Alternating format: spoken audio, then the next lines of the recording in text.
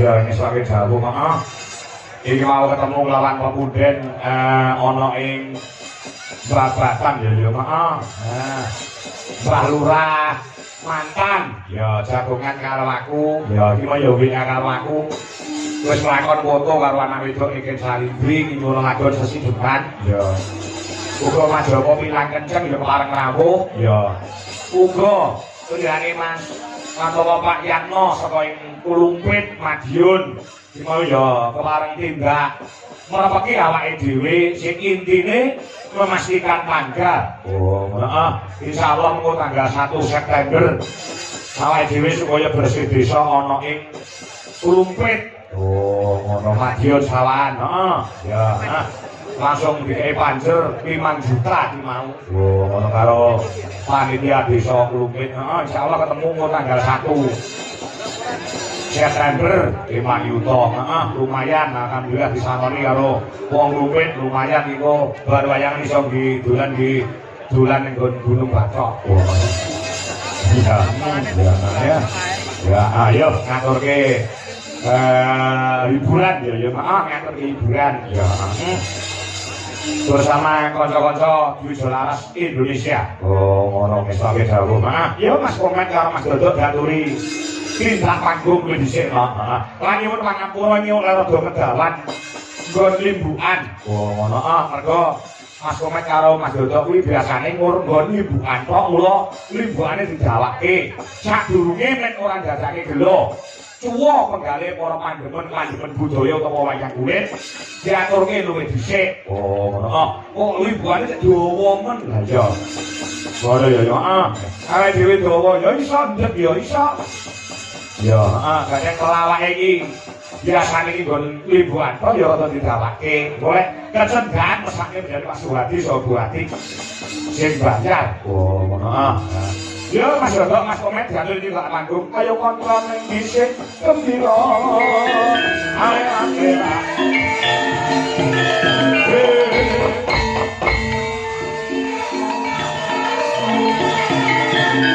Matur nuwun Pak Bardo saha Ibu. Ingkang jangan ing kala wingi tanggal selawan ing bali kula sakanca. Ugi sampun parang rawuh. Ya.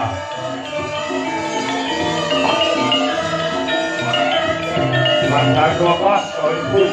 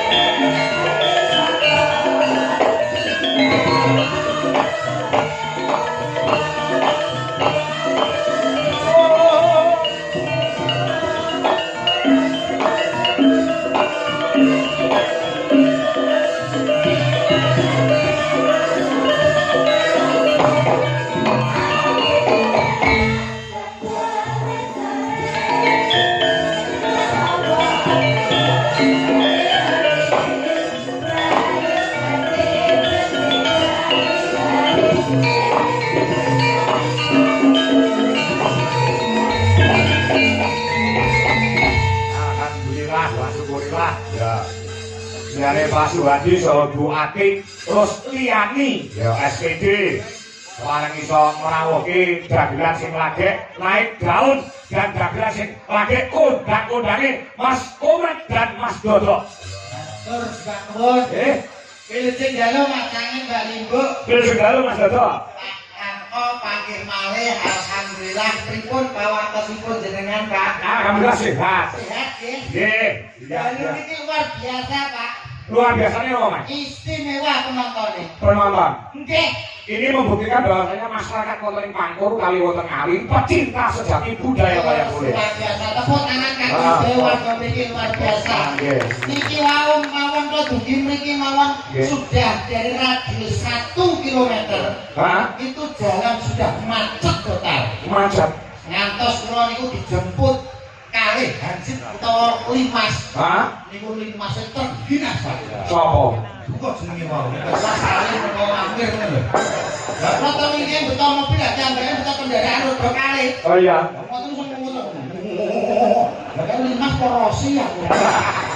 Lah ora ngaprak. Kula sing nyuwun sewu dalu niki kula seneng sangat Kang. Kok manah kula. Supane kok bobo seneng? Ditimbali mriki kendaraan Bapak Suwadi. Wis ketemu karo Mas Wadi. Mas sampun jatuh wae. Weh ngono. Yaline gagak semangat wis foto. Boten kados Mas Suwadi kok. Nggih. Dugi mawon pasugatanipun Banyu Mili kok. Ngomongi kok. Kula rokok sel. Gas sel. Garane Pak enten wonten niku wonten pecel. Tempe Pak. Tempe piye to? Mumah. Wadah dintas kok wadah terus kon dahar kene mak yes kados kembang api. Ning kula nggih alhamdulillah. Ya. Iki nyuwun sewu diwang kula dugi mriki jalan nyuwun Pak. Udah nggih magrib Pak sampun. Alhamdulillah. Alhamdulillah. Alhamdulillah. Pokoke nyuwun sewu lek enten napa niki kados ngeten iki niku sae Pak. Nggih. Wonten mantenan kok nanggap prigita niki sae. Muri-muri budaya. Muri-muri budaya waras. Budaya kang dhuwur. Nggih. Betul kados jamben kula. Nggih. Tangga kula niku enten manten malah nanggape son. Wah. Jadi tangga keparo niku langsung Ya ya badan apa-apa senenge dhewe-dhewe. Apa kan Mas?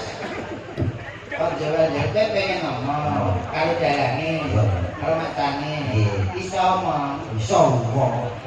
Ngomong.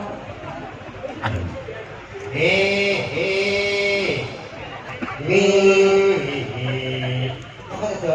Iki lek omongaken ngendikan kali Pak Dalan niku sesepuh lho Mas. Kalau kan diganggu tata cacing lho.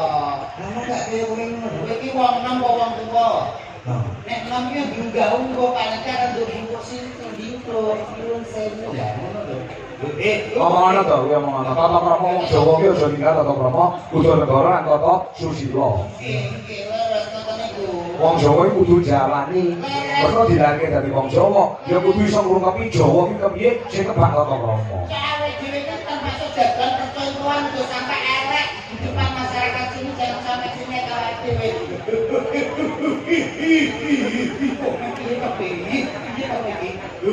Kudu negara bareng ditata ya. Bisa ora lagi. Aku nek rawe iki. Aku yang ngomong kok halu-halu. Sopan santun enggak untuk iki ngene. Iya kok lho aku. Iki jagoan kok malah wayang. Oke, yo sing apik sing biasa nyuwun sewu. Mampir ana. Yen sewu Pak Dalan. Nggih. Pak kantor. Nggih, matur nuwun. Gua dari kata-kata iki lo badhe nyuwun keterangan. Keterangan apa? Lo mungkin dari sinten? Iki mungkin kok dari sinten? Nah, aku melu ning Salindri. Lah kok melu sapa sing kebel sapa? Ora genah. Mboten enten sing ngebel. Lah kok ngene? Dadi kan iki lah ternyata penyelami aku iki. Iki sama iki iki. Lah aku jelas wong sewu sing ngebel manajemen saknikan Salindri. Ah, ya. Tanggal sekian kosong. Ah. Ingat Pak Kantor. Bayangan tenggene babatan iki. Pak Suwadi. Pak Suwadi, manten. Lah kok kene lah kok malah masak mrene nyapa? Lah kan samu. Kan kowe tak omong to ente sing tanggal sekian yo pakaian karo make up. Berarti tanggapan. Ora sapa sing tanggapan. Ya Pak ngono to. Tak kok gawe ngapa malah munggah masak. Iya. Bapak. Ya tenang kowe. Gak omong tenang. Pak Suwadi nyuwun sewu diseseni sedaya warga mriki Pak. Dadi sedaya mboten purun omong, mangke nanti mboten saya dibayari nggih Pak nggih. Setuju apa setuju? Cocok. Ora kebayar kok cocok to Mas iki. Aku to. Iya kowe. Cocok. Yakin bayari. Aku tak mau cocok. Ora ngono. Wong kowe cocok. Alhamdulillah pokoke sujud syukur alhamdulillah. mriki, kita mriki. Bapak suatu kabeh. Pengen kita sedih gawe Mas. Iya. Sinten? Oh. Wong nyanyine Wibowo, panjene yo gagah piketsa Bapak Suhadi. Heeh. Sapa? Pak Suhadi ya. Sing ndi nyanyine? Menika wae sing kati alit. Kalau ngerempel ya gak penak ya. Lho uruane sebodo. Ora sugih swara ning kabeh ku sunyata. Tidak banyak bicara tapi banyak kerja di kantor Bapak Suhadi ngeten iki Mas. Ono iki ora ngomong doang, ngono lho Mas. Nggih. Ya ora. Bu, piye ta iki omongan kok iki nyuwun sewu kula nggih wis pindah mriki Pak. Oh, diperkenalkan dulu. Kok menawa ana sing urung tepung. Kami nusa dalem menika nggih dirawuhi Gusti Pangeran Haryo Benawa putra ratu saka ing Keraton Surakarta. Kula nek mundhake kudu sing becik, kudu sing tata, udon kok digondhel. Nggih, nggih. Wis pokoke remen sangat Bapak Ibu ingkang sami hormatan. Assalamualaikum warahmatullahi wabarakatuh. Waalaikumsalam. Mugi sing dewat salam kula kanthi semangat, kula dongaken mugi-mugi awet sehat. Awet panjang umur. Awet kuat. Bojone tambah papat. Enak sing wedok nyodok bojone lho. Ayo lagi aku wetok. Boten sing pipin ku guyon. Mugi-mugi sedaya kang rawuh mriki tansah pikantuk berkah barokah Allahumma. Amin. Nuwun sewu dari pitepangaken Bapak Ibu nami kula Dodok. Kula mijil saking Tlatah Bojonegoro. Nggih. Alhamdulillah saged sowan mriki tinunggalan mriki matur sedaya nuwun ingkang ngugati Bapak Suhadi. Ugi kula ten mriki boten piyambakan, kula beto rencan kula nggih menika pesenane Pak Suhadi, beto dagelan tolak pagebluk. Iki mangke saged dibeto kali Pak. Iki kaya karo aku kok miren to. Kita kaya omongane jauh men. Kalah ganteng ngono kita. Sorry bro. Aku ngomong yo kok manis, aku ngomong kok manis batinmu ngono ta? Itu hanya pemikiran saja. Lah sampeyan mbiyane yo pengen ngerti sapa? Dari santri radio 1 kilo ditutup, pengen ngerti komen. Iku iki jenenge gak sadar diri, sadar posisi. Piyai sak meten bane iku sing jelas dhewe pengen ngertos. Wayang dalange Pak Kako kali bintang tamune Dik Niken Salindri. Nyapa kok pengen roh dapurmu kuwi? Takone. Oke, takone. Bukene ya. Bukene. Bukene karo ya. Nyuwun sewu Bapak Ibu ingkang rawuh pengen mirsani Niken apa komen? Bisa apa komen?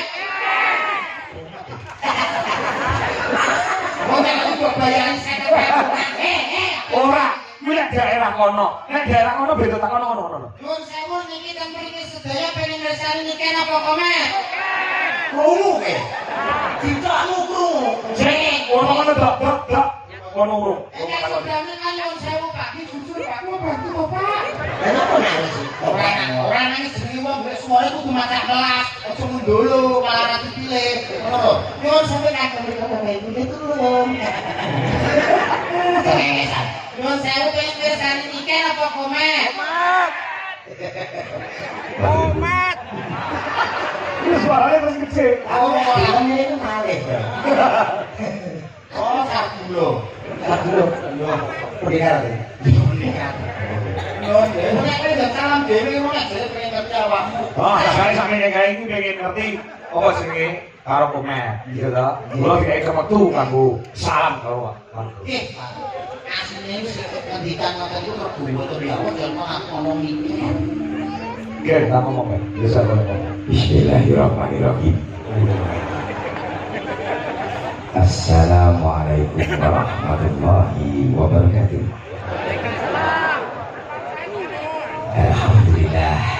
Alhamdulillahirabbil alamin. Shalatu wassalamualaikum warahmatullahi wabarakatuh. Yang saya Bapak Ibu Babatan iki enten salam dijawab nggih. Kita saling mendoakan. Assalamualaikum warahmatullahi wabarakatuh. Alhamdulillahirabbil alamin. Shalatu wassalamualaikum warahmatullahi wabarakatuh. Sukri. Jaji. Iki bahasamu kata-katamu salah mulane ibu-ibu waduh iki mukodimah tapi kata-katamu salah. Masa iya? Mulane ibu waduh guyu sik bener lho Mas. Asolat puasa musik kok tak ajari sik kowe aja melu sik. Bener Mas. Asolat puasa komen. Apa itu? Kamu diam dulu. Aku kan kamu dahulu itu ganggu konsentrasi aku tahu. Aduh, rupanya kayak mangkok. Konsentrasi. Mangkok ngomong nesu aku ya ya. Cep. Saya udah pakai itu. Benar lo. Pesan bukan salah kepada. Assalatu wassalamu ala asrofil anbiya wal mursalin. Ya, Mas. Anbiya. Anbiya.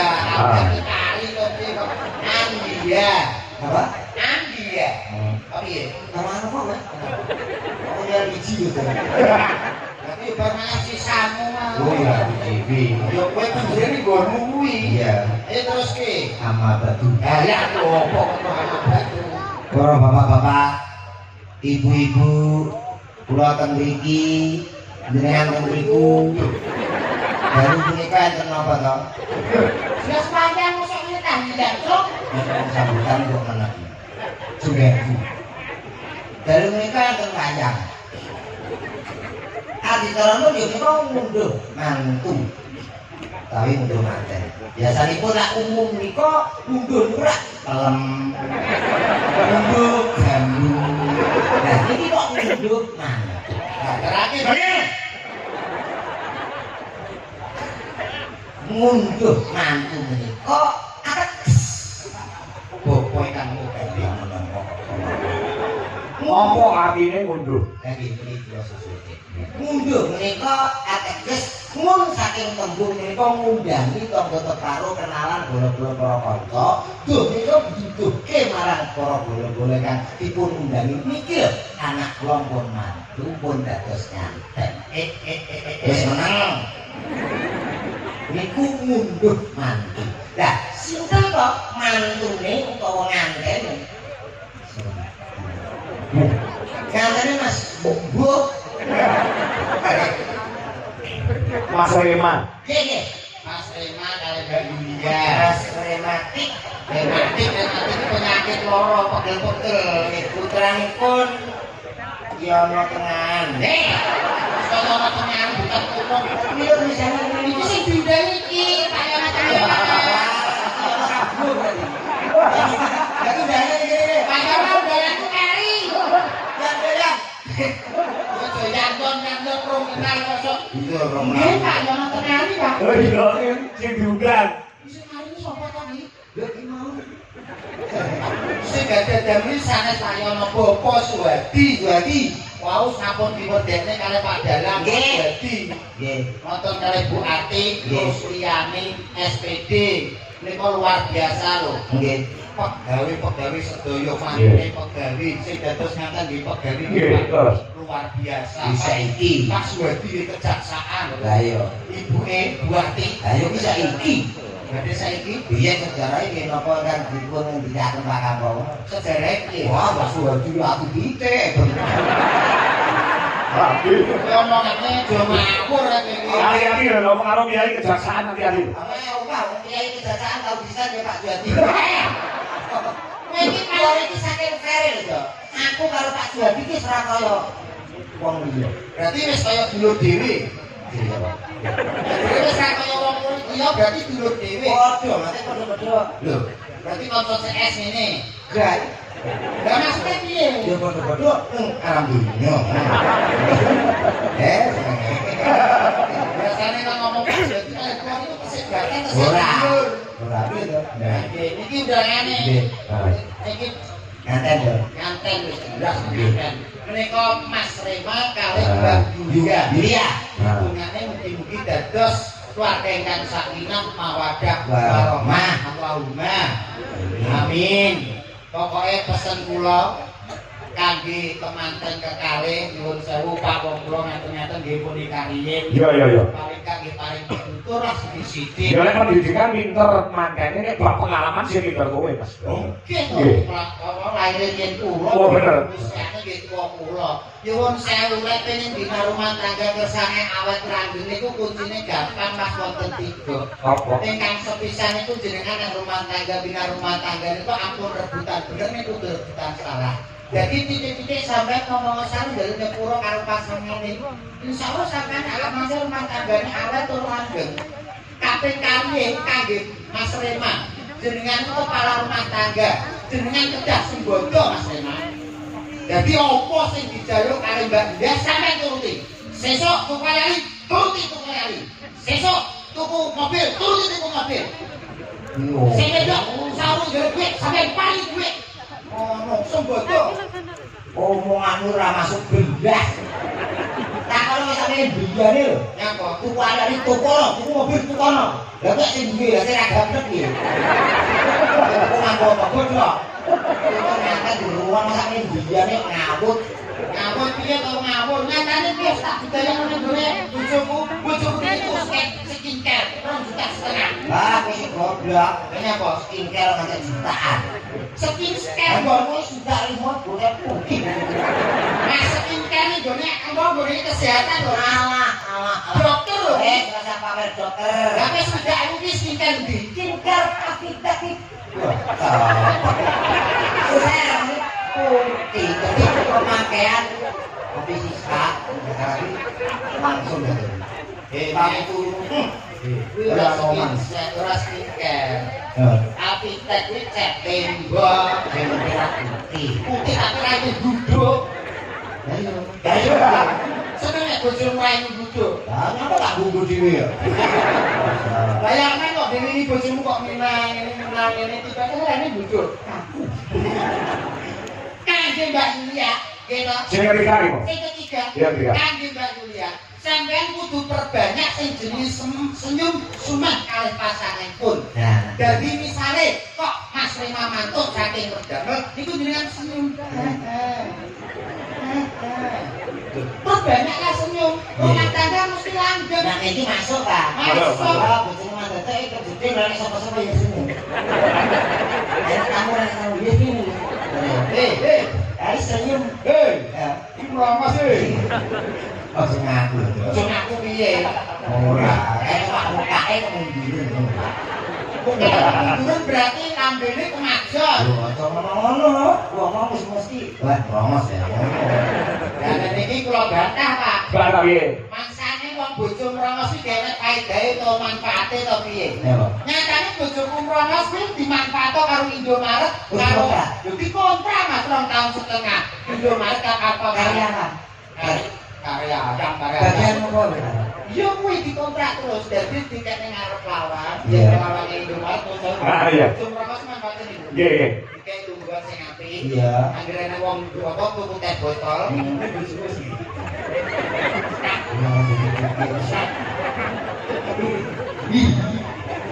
Sakno. Nek nganten ora masuk blas. Jadi pituturmu kan nganten apa? Yang penting tak kemandane muga-muga bahagia enggal-enggal pun paringi putra. Sing sepuh-sepuh ampun ganggu temanten anyar. Nah iki penak di kamar dhewe. Oh iya no, atase nyuwun sewu. Pak Suwadi. Pak Suwadi wong mampu sugih. Itu kalau aku biyen nganten anyar omah ya anyar. Banyak kok. Omah ya anyar kamarke urung yang gede ngene. Urung tinggal ya wis dari siji iki nganten anyar malam pertama kan aku berdua tuh wong sing malam pertama. Sak kamar itu bener kok nek misananku. Tadi kae. Kelas 4 SD enek bayi nganten. Bae ngaten itu. Bayi bojoku. Lah kok ya sak kamar. Terus piye jadian? Aku kan jure sekolah to, Pak. Malam pertamamu piye? Kok aku serang tangan sama aku paling baik dulu kan. Iya no. Tandai. Kesel kok. Ada tak kiri dulu. Kamu kuwi Aku dolanan HP nek jam setengah 11 Mesti turu. Urung.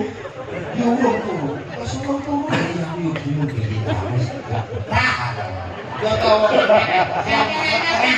Setengah siji wis ijrah. Mbahmu mesti turu ya. Ya kok cek melek. Kamu kok betah melek? Lah yo umur 75 lho ki Badar. 75 kok ora kok kare. Ora ngono lho. Aku pengen ngerti pola. Oh, bakal ngajar. Yo aku kayak kesempatan. Ape bae kan langsung ra disetrum to. Muga-muga ya dadak putra nek saged sing kathah. Iku penting. Minimal 3. Ya Mas Ate nek ngono iki. Mas, Terang lagi. Kowe iki kok galak-galak wong sing nanggap ngantel ora galak. nek wong tuwa aku kok. Oh, ngono. Ya, Dadi kudu Mas Remal ya. Mas Remal. Kalau Mbak Lia minimal 3. Banyak kok kudu telu. Lho ki nek tujuane Tujuannya apa? anak telu. Iso ben sing ape bahagia awake dhewe iki tenan, Pak. Oh, ngono. Nggih, sing loro kuwi mau di sekolah sing dhuwur sing pinter. Ya. Sing siji digobloke. Saya ini sesat iki. Iki wong tua sesat. Wong kok sesat. Anak iki piye-piye dipintoke kabeh. Pinterke kabeh dadi wong sing apik. Keliru. Nah, kalau ngomong itu pakai logika. Jadi kurang logika piye? Awake dhewe iki rumah tangga saya tuwa. Ya. Ya, nek wis tuwa, apa-apa iki kudu disediani, kudu dipapakne. Ya. Lah nek wong telu mau sekolah nu pinter kabeh berhasil tugas ke Jakarta, tugas ke Papua, tugas ke pemerintahan pusat. Ya. Lah awake dhewe wis tuwa, bingung gitu. Nanti Pak. Iya ora? Orangnya sing kepen. Ya, yo sing loro tok dipinterno ben dadi pegawai. Oh. Sing siji digoblokne iki kudu nunggone awake dhewe masalah. Saya takon. Kowe nek keluargamu iki dulurmu nek terus. Telu. Nek terus to? Iya. Kowe terus. Yo, aku dhewe. Kowe kudu dhewe. Wis sing loro padha nih. Terus nunggone anu kejaksaan juga. Kok kejaksaan Aku saya nang Polres. nek Polres. Coba. Sing nomor 2. Aku. Wis nang omah to. Hmm.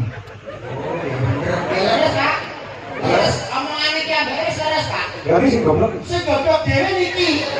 Kowe iki berarti apa digoblokno ngantek entek ngamek bumi telas kowe digoblokno wae. Berarti itu masuk berhasil. Sopo? Wong tuaku. Aku ki yang digoblokkan. Kurang to omong iki. Nah, aku gede.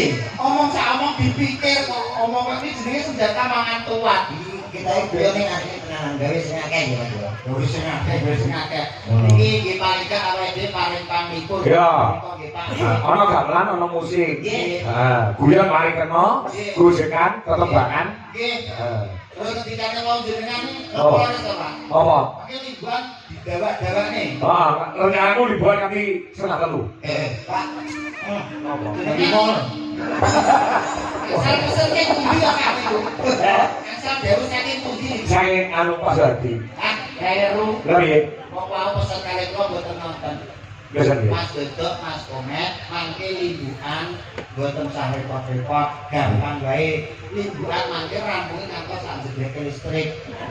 Ini limbun jeblek, mangke awake dhewe rampung. Lah saiki jeblek ngono. Yo, boleh sing keren bro kok. Ngibur ki sak Sak madya sak perlune iki gitu. sak perlune. Menghibur kangge teman-teman kalih wong Ah. kali nganten cek anget-anget to. Iya. Dicek romantis-romantise, Pak. Betul. Saestu. Terus ini terakhir Mas Nganten, Mbak Rema, Mas Rema kali Mbak Yulia, sampai nek bina rumah tangga, itu usahakan sampai nek mari panggilan kepada pasangan itu panggilan yang mesra. Nyuwun sewu. Contohnya kula mawon, kula lek kali bojo kula niku panggilan mesrane kados tiang-tiang luar-luar. Piye? Jadi bojoku nek nyeluk kula nyuwun sewu, Pak. Piye? Bojo kula nek nyeluk kula abi.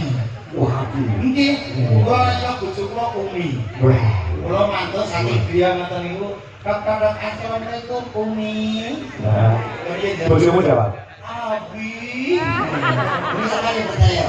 Gak percaya ngomongnya. Lu iki kudu apal.